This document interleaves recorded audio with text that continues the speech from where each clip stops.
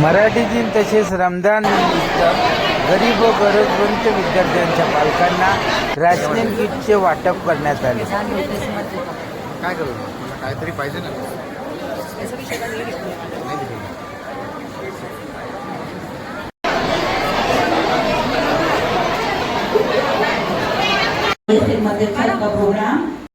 महीने में समाज का हर शख्स जो मुसलमान नहीं दूसरे कौम के वो देखते हैं, बड़े खुश भी हो जाते हैं कि एक महीने भर मुसलमान किस तरह से बुरी चीज़ों से परहेज़ करता है, बहुत सारे नेकियां कमाता है और रोज़ा रह के भी अपना जो रोज़मर्रा का काम है वो भी कर लेता है और वो किसी से गलत काम नहीं करता है।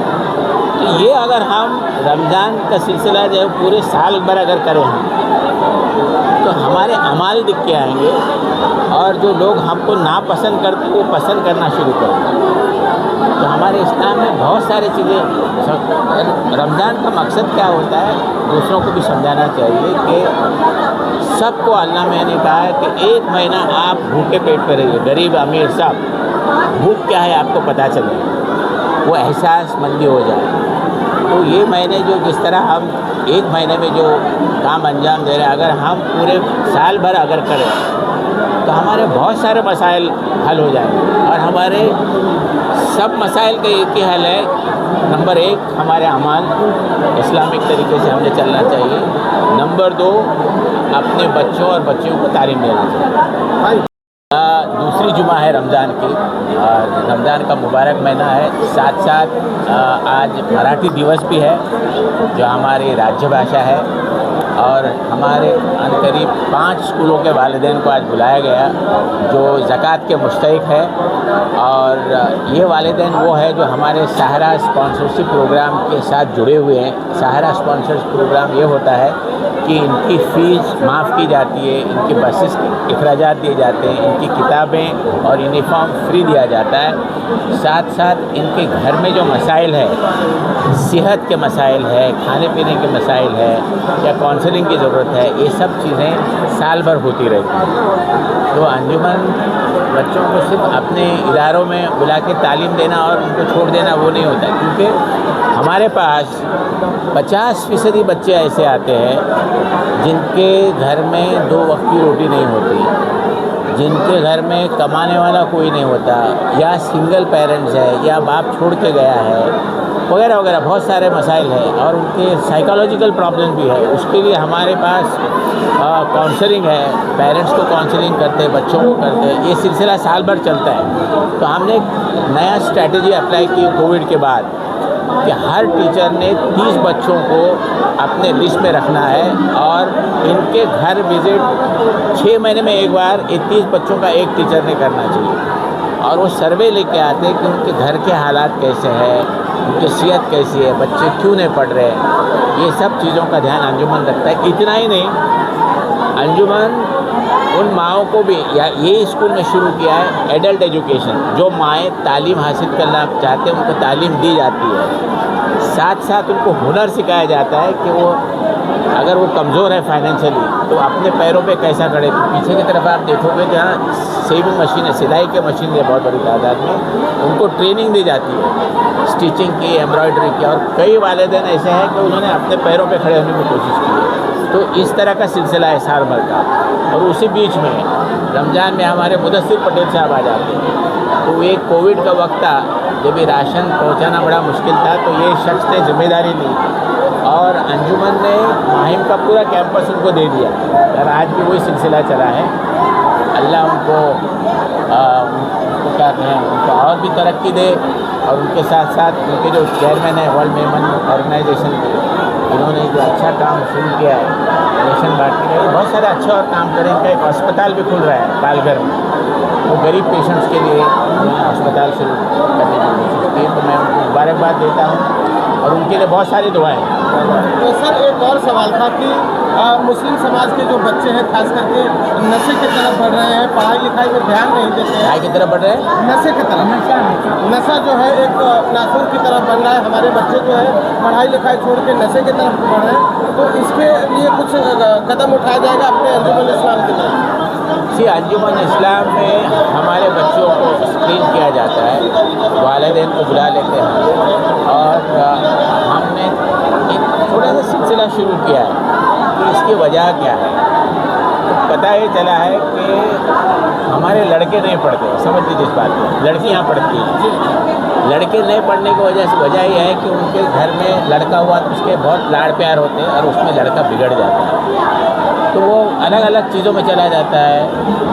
नशा एक चीज़ है और एक नशा है जो मोबाइल फ़ोन है, उससे भी बच्चे बिगड़ते हैं। तो ये दो बहुत ख़तरनाक नशे हैं जिससे हमारे बच्चों को हमने रोकना चाहिए।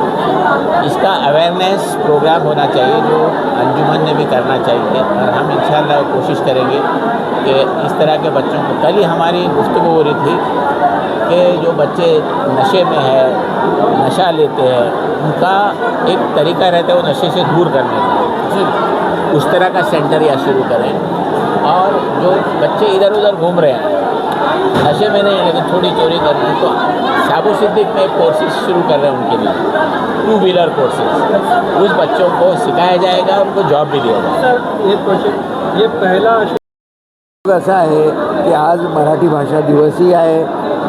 आजचा शुक्रवार जो आहे तो रमजानच्या पवित्र महिन्यातला शुक्रवार आहे आणि हा योग जुळून आला आणि आजच्या ह्या कार्यक्रमासाठी प्रमुख पाहुणे म्हणून राष्ट्रवादी काँग्रेस पार्टीचे महाराष्ट्राचे अध्यक्ष आणि रायगड जिल्ह्याचे खासदार सुनील तटकरे साहेब येणार होते, पण अचानक त्यांना एक मीटिंग लागली महत्त्वाची, ज्याच्यामुळे त्यांना येता आलं नाही। पण आम्ही त्यांच्या गैरहजेरीमध्ये आजचा कार्यक्रम उरकून घेतला।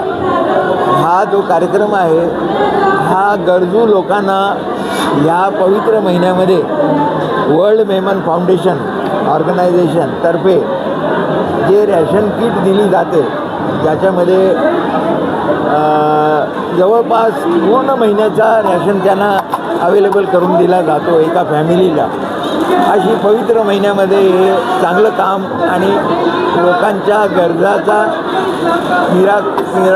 निराकार करण्यासाठी त्यांनी जे हे काही सुरू केलेलं आहे, तर मी वर्ल्ड मेमन फाउंडेशनला त्याचे अध्यक्ष हसीन आघाडी, मुंबईचे चेअरमॅन मुदस्सर पटेल आणि ह्या संस्थेचे अध्यक्ष डॉक्टर झहीर काझी या तिघांचं अभिनंदन करतो, त्यांचे आभार मानतो की अशा प्रकारे लोकाभिमुख कामं करण्यासाठी जे लोक पुढे येतात अशा लोकांची प्रशंसा केली पाहिजे, त्यांना प्रोत्साहन दिला पाहिजे असं मला वाटतं। Thank you very much.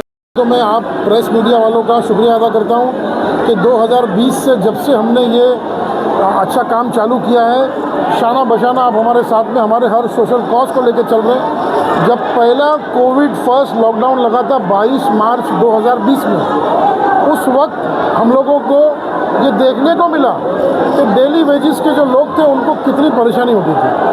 तो 25 मार्च 2020 से हमने पहला राशन वाटर का काम चालू किया और कोई अल्लाह बोल के इबादत करता है, कोई भगवान बोल के पूजा करता है, कोई गॉड बोल के प्रेयर करता है, पर ऊपर देखो तो ऊपर वाला एक है, ऊपर वाले ने हम सबको एक बनाया है।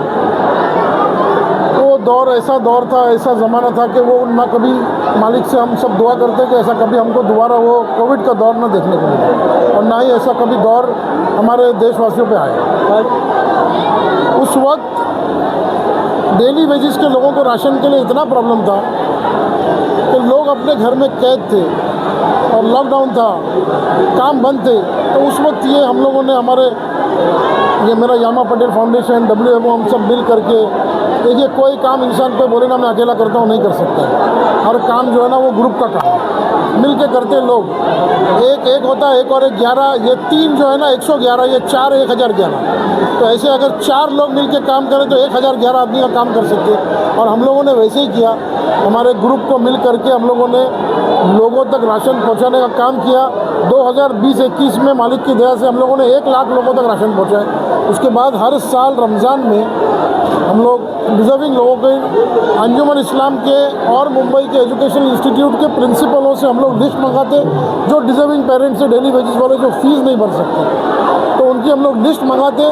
वो लिस्ट के अनुसार अभी आप देखिए यहाँ पर पूरी लिस्ट आई है। आज अंजुमन के यहाँ पर 8 इंस्टीट्यूट्स की पेरेंट्स उनके प्रिंसिपल सब आए इधर पूरी लिस्ट लेकर के 1000 के ऊपर लगभग हम लोग आज इधर 1000 परिवारों को राशन दे रहे। रमज़ान में पहली रमज़ान से हमारा काम चालू हो गया। मुंबई में मलाड, मालोनी, बाबा साहेब अम्बेडकर नगर, स्लॉटर कॉलोनी, फिर उसके बाद में Bandra east, Bandra west, Mumbai central, जहाँ जहाँ पर भी अंजुमन के इंस्टीट्यूट से और दूसरे एजुकेशन इंस्टीट्यूट से, तो हम लोग एजुकेशन इंस्टीट्यूट्स के प्रिंसिपलों से लिस्ट मंगाते और लिस्ट मंगा के उनको हम लोग राशन प्रोवाइड करते हैं। शुक्रिया, नमस्कार, जय हिंद, जय महाराष्ट्र।